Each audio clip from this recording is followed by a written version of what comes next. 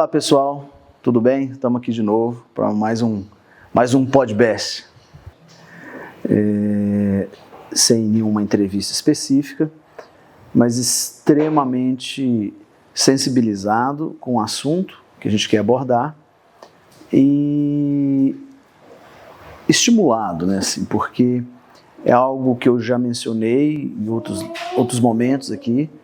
Uma vez eu trouxe colegas, alunos de medicina, já falei pontualmente em outros momentos, que é sobre a forma com que eu gosto e que eu vejo de trabalhar a medicina de uma maneira bem mais ampliada. E essa ampliação do tratamento médico, que hoje eu busco, e é um conhecimento infinito e contínuo, né, um estudo contínuo, que é o conhecimento antroposófico, associado aos conhecimentos daquilo que se chamava antigamente da medicina sagrada, né, que é a medicina ayurvédica. Por que eu disse e continuo referindo o fato de hoje eu estar sensibilizado? Ultimamente, agora, com o meu serviço aqui em Unai, as coisas vão sedimentando, já tem um certo tempo a gente aqui, as pessoas vão conhecendo essa forma de trabalhar, e eu, especificamente nesses últimos dias, atendi casos em que as pessoas, já sabendo dessa forma de abordagem, me procuraram, querendo essa forma de tratamento, né, e de entendimento.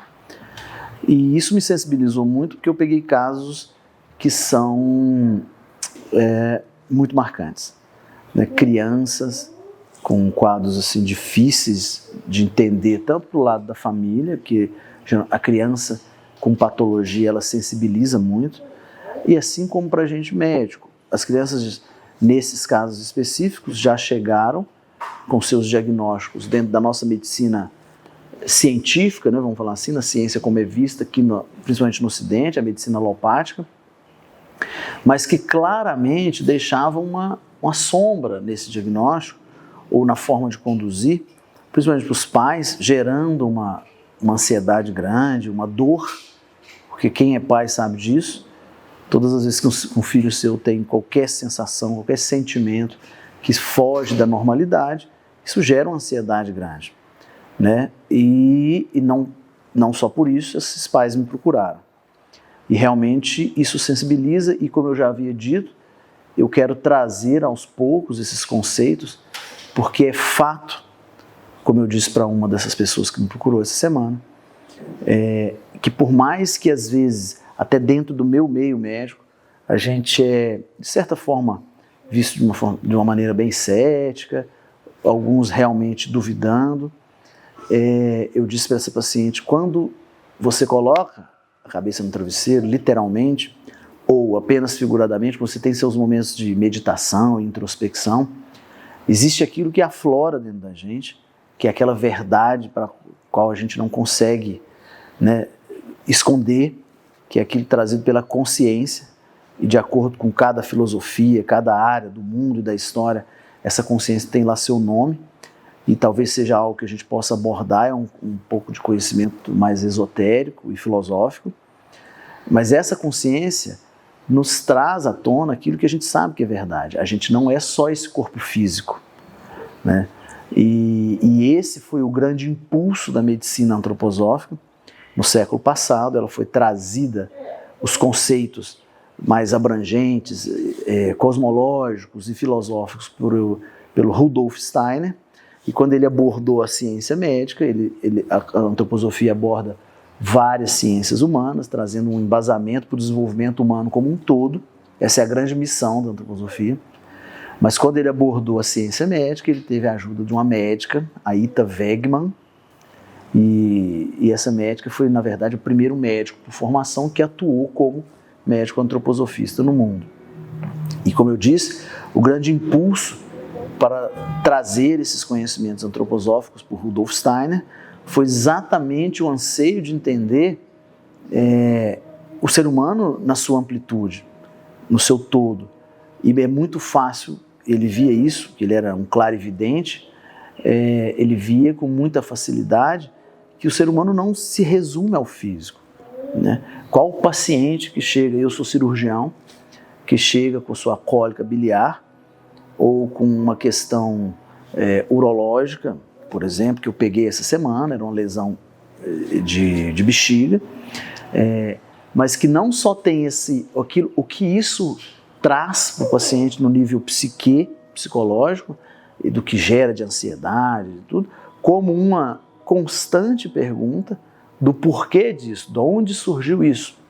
Né? Então esse foi o impulso de Steiner, quando ele quis, através da medicina antroposófica, a ampliação da medicina alopática com a antroposofia, buscando entender o ser humano nesse âmbito também anímico, né? Daquilo que envolve as questões da alma, do astral e espiritual.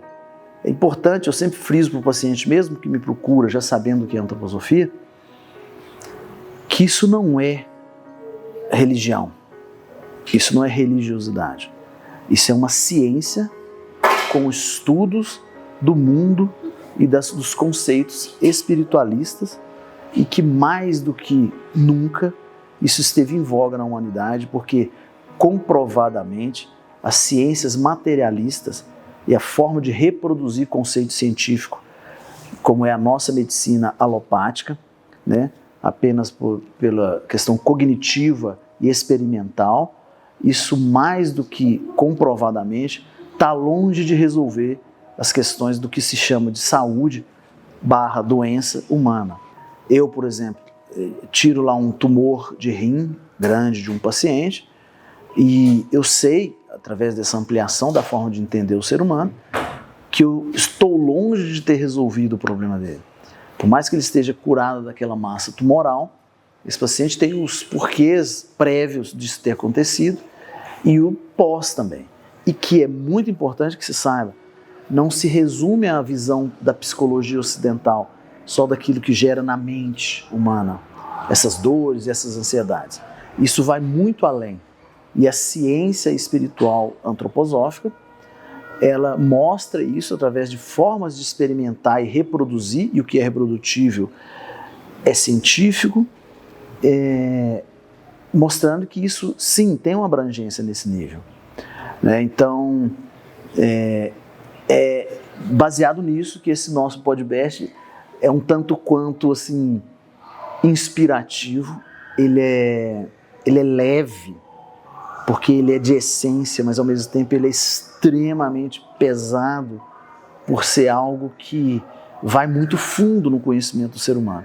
E longe de mim querer abranger no nosso bate-papo tudo que aborda esses conhecimentos. Mas eu gostaria muito de dar algumas noções disso. E como eu disse, o que me inspirou para iniciar a falar e essa sequência de vídeos sobre isso foram alguns pacientes desses últimos 5 dias.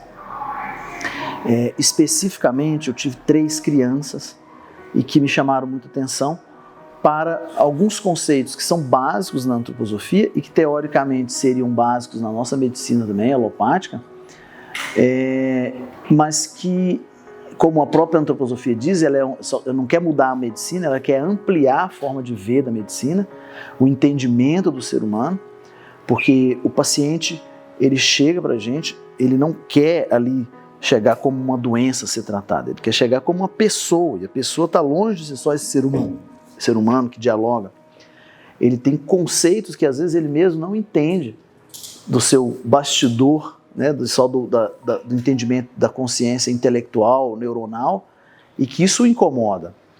E que com certeza existe um dito, né, uma forma de enxergar da antroposofia, que é o seguinte: toda doença que surge no corpo físico, que se materializa, ela tem um processo que acontece que é descendente, que vem dos que se chama de outros níveis de corpos que o ser humano abrange e que se materializam, se é que a gente pode dizer assim, no corpo físico. Então essas crianças me inspiraram muito, porque as patologias dela, que elas estão apresentando, a gente começa abordando em conceitos básicos que a antroposofia traz, só ampliando os conceitos da medicina alopática. Então, basicamente eu quero começar a trabalhar como que a antroposofia entende os sentidos humanos. Né? Os sentidos, pura e simplesmente, na nossa medicina, entende, né, de forma bem resumida, que o ser humano tem 5 sentidos. Né? Todo mundo sabe, é o tato, o olfato, a audição, visão e paladar. Então, assim, a antroposofia, para vocês terem ideia como ela amplia isso, ela não despreza esses sentidos, mas ela os entende de uma forma bem mais abrangente, e ela acrescenta que o ser humano, estando aqui nesse nível aqui, né, da Terra, planetária aqui, ele por si só, nesse momento, ele já tem, não tem só esses 5 sentidos, ele tem 12 sentidos. E olha como que isso é mágico, assim, e você, através dos textos e dos conhecimentos, você comprova isso. E mesmo os sentidos básicos da nossa medicina alopática, o entendimento da antroposofia é bem mais abrangente.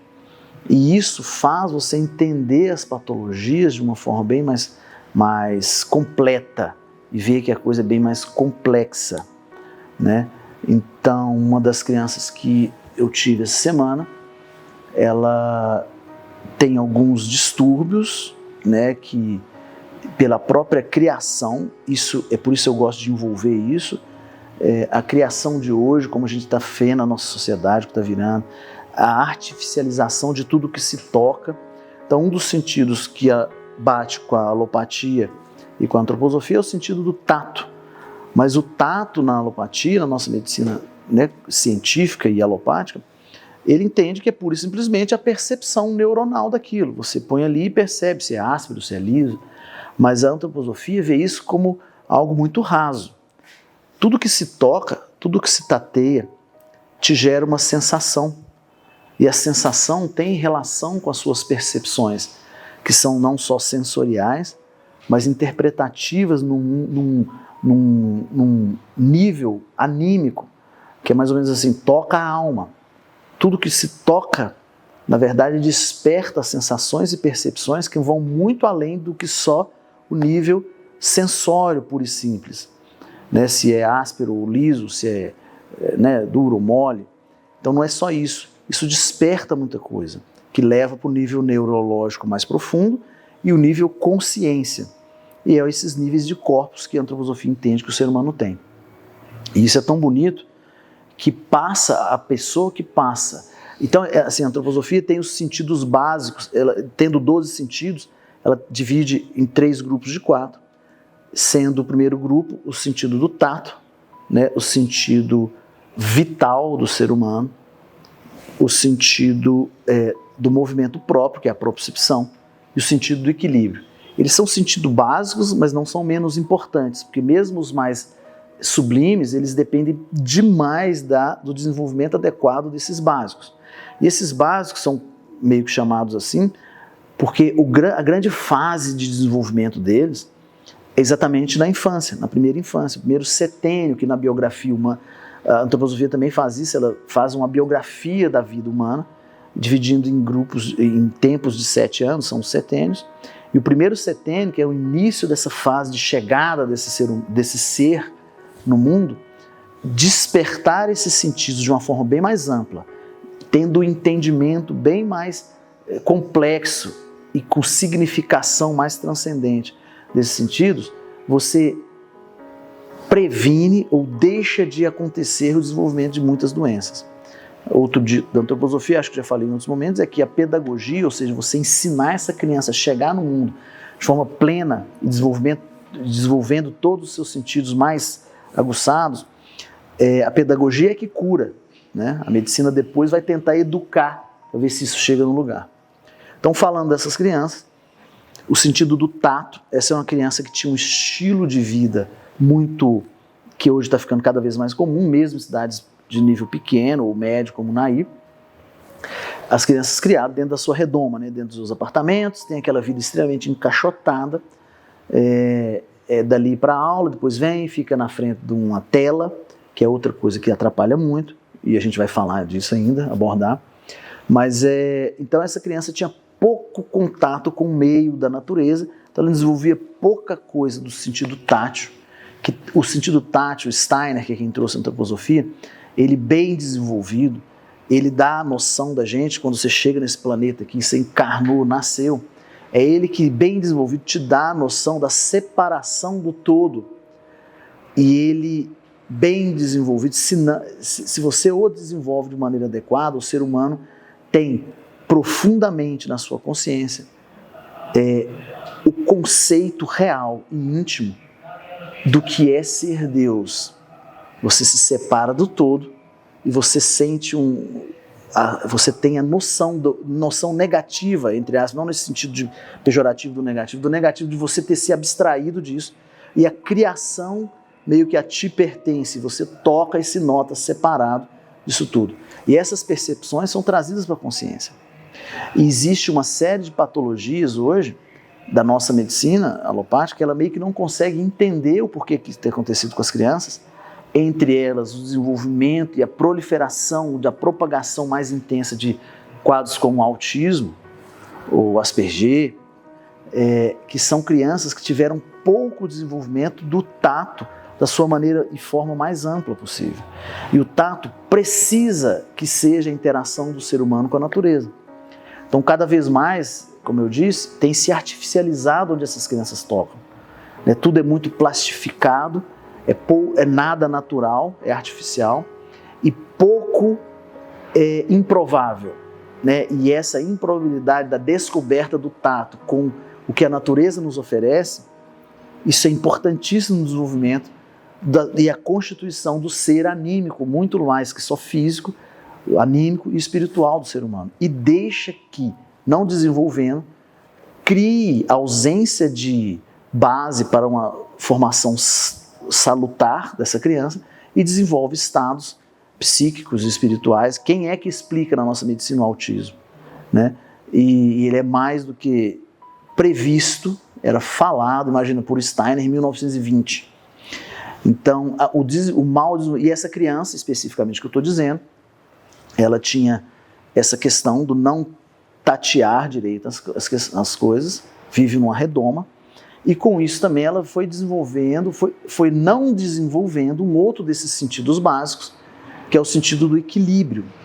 E é muito bonito que a nossa anatomia na alopatia mostra com o órgão do equilíbrio, que é um órgãozinho que tem lá dentro do ouvido interno que a gente chama, não vem ao caso para o leigo entender essa anatomia, mas é bonito, e é um órgãozinho lá que chama utrículo, e ele tem uns canaizinhos, canais semicirculares, e até a conformação deles sendo bilateral, se você coloca eles numa imagem tridimensional, eles se entrecruzam, esses canais semicirculares, eles dão a noção exatamente de toda a espacialidade que o ser humano já desenvolveu. Eles direcionam toda a noção de espaço que o ser humano tem. E dentro desses canais semicirculares tem um líquido que chama endolinfa, que respeita os ritmos do corpo. Para vocês terem ideia, o fluxo da endolinfa é que dá a sensação de equilíbrio, noção de espaço do ser humano e sensação real do peso do que a gravidade nos traz. E quando você não tem esse sentido de equilíbrio bem desenvolvido, a criança conquistando esse equilíbrio através de movimentos livres na natureza e a busca constante disso, essa criança passa a não ter essa noção espacial e nem gravitacional, e isso deixa de, como que eu vou falar, aterrar os nossos corpos suprassensíveis, e uma série de doenças relacionadas a isso podem surgir. Entre elas, doenças do corpo anímico, como eu disse, não consegue atracar e chegar nesse planeta de maneira adequada, e essa criança desenvolve doenças relacionadas com a ausência da presença desse corpo alma, literalmente no corpo físico. Entre elas, doenças que se dão pela falta do domínio do corpo astral, esse corpo alma, ela se desenvolve por um relaxamento nos outros corpos, tanto físico quanto etérico, que é mais plasmado próximo do físico.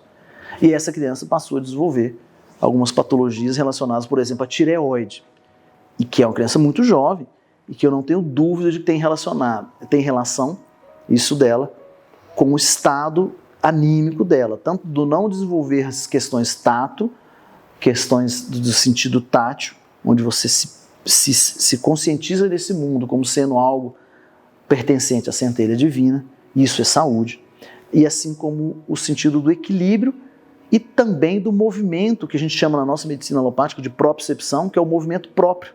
O sentido do movimento próprio que traz para o corpo o domínio positivo desse corpo em relação ao mundo. Tem uma vez li numa parábola assim, muito bonita, um conto, em que um sábio falava para um pai, preocupado com a criança subir na árvore, era algo desse tipo, e ele falou: quem que você acha? Como que você acha que a criança sobe na árvore? Quem a ensina? né? E aí o pai, quem ensina? Ela vai ter que ir tateando, né? Tá, e aí já vem um fato, ele vai desenvolver no sentido do tato. Só que mesmo que tateando, ou a criança que está lá aprendendo a ler, né? Vamos fazer uma analogia, a criança tateando, ela precisa de que alguém vá direcionando. Então esse sábio diz para o pai, quem ensina e oferece a galha, e o lugar da criança apoiar com o pé e com a mão, é a própria árvore. Ela vai direcionando.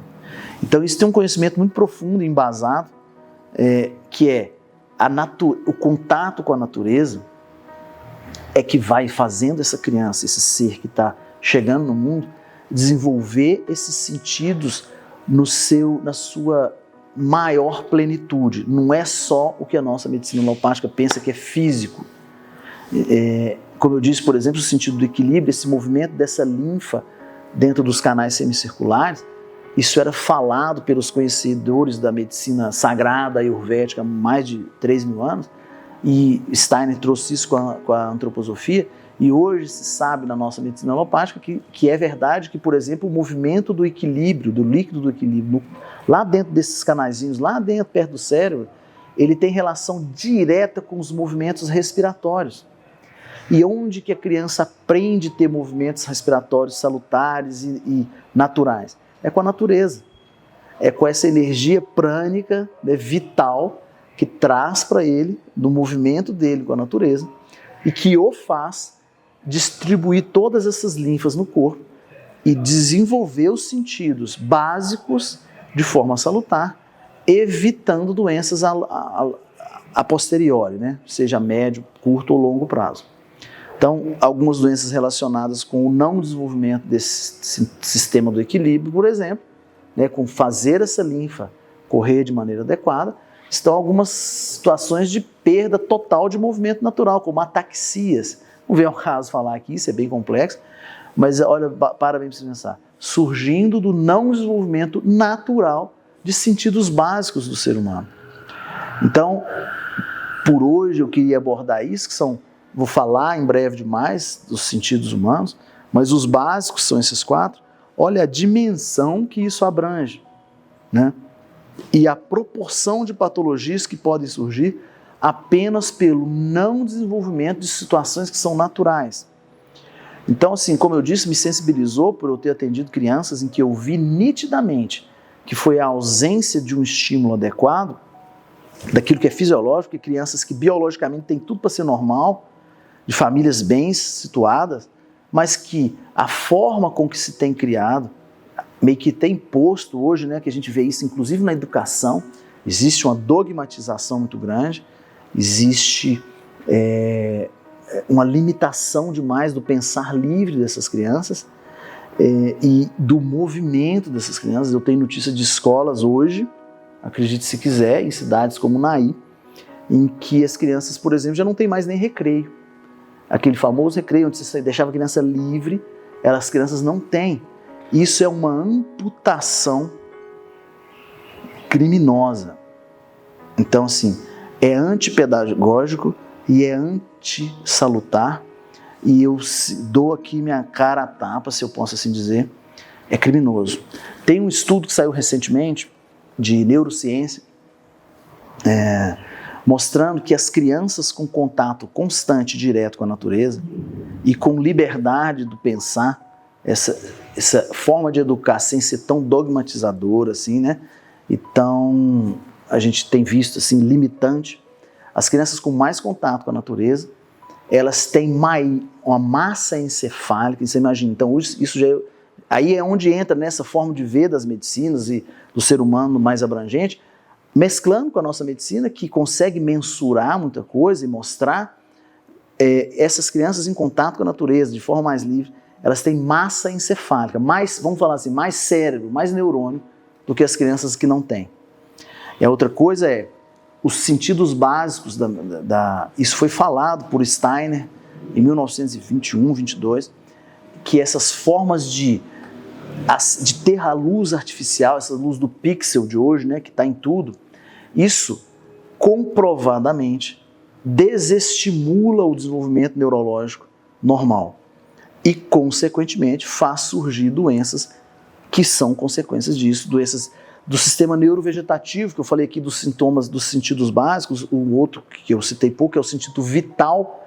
Isso também foi uma das crianças que vieram até mim, que é uma criança com dificuldade de controle do seu sistema neurovegetativo, vamos falar assim, das funções que ele não tem consciência neural, mas que precisa ter, que todo mundo sabe, controle dos esfíncteres, controle do sentido de fazer a micção, a defecação.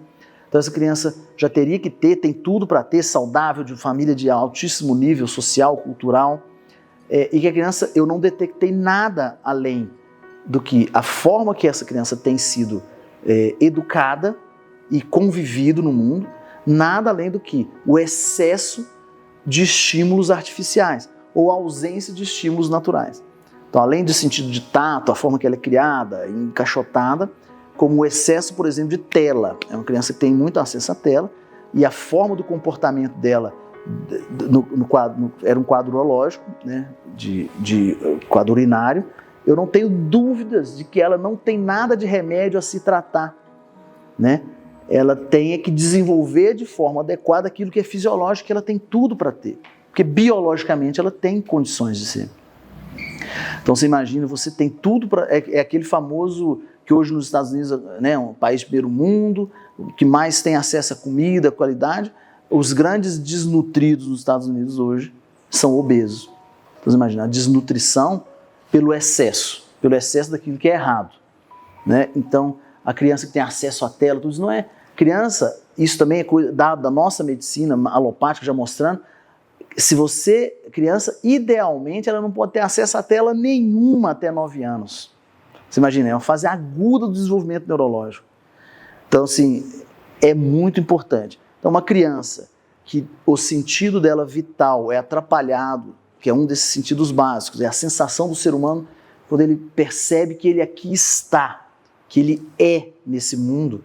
O sentido vital, ele é difícil de ser desenvolvido e desenvolver a percepção dele nesse mundo a partir do momento que é uma criança que tem acesso a tantos estímulos luminosos artificiais.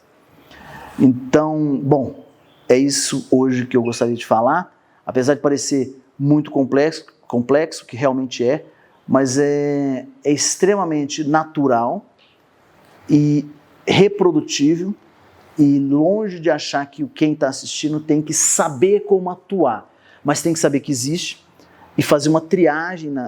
Eu faço um apelo aqui hoje é um bate-papo em prol das crianças, né, porque me comoveu o que eu vi nesses últimos dias, como que isso a gente já vê nos estudos, mas quando chega para a gente no consultório, numa frequência tão grande, num público pequeno, né, que eu estou numa cidade de médio porte, pequeno porte, que você vê como isso está incidente, e não precisa mais estar na capital, né, porque universalizou o acesso a esse tipo de coisa.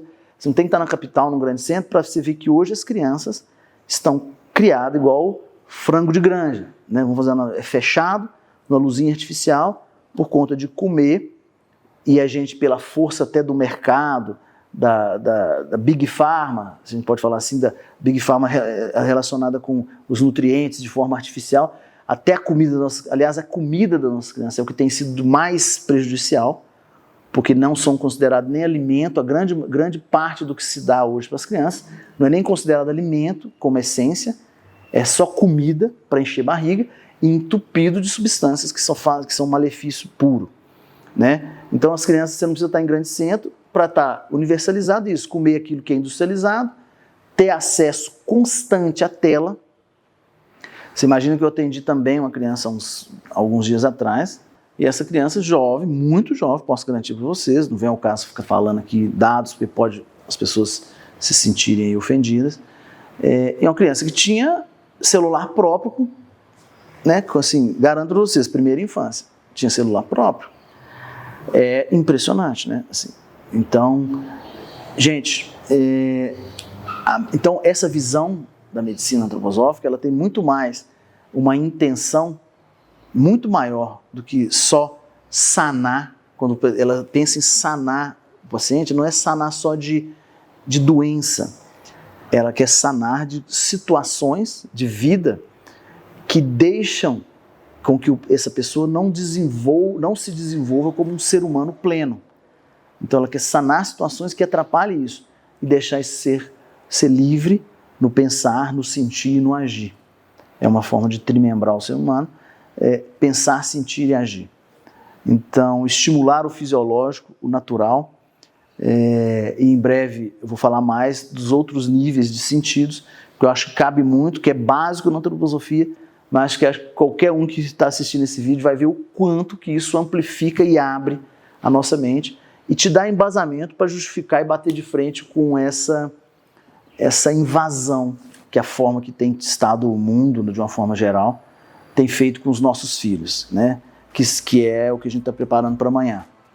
Acho que muita gente também já deve ter visto que essa é a primeira geração, desde que se faz essa mensuração nas populações, é a primeira geração que o QI, né, aquele coeficiente de medida de intelecto, que é usado há muito tempo, é a primeira geração que o QI dos filhos nitidamente está menor do que quem os criou.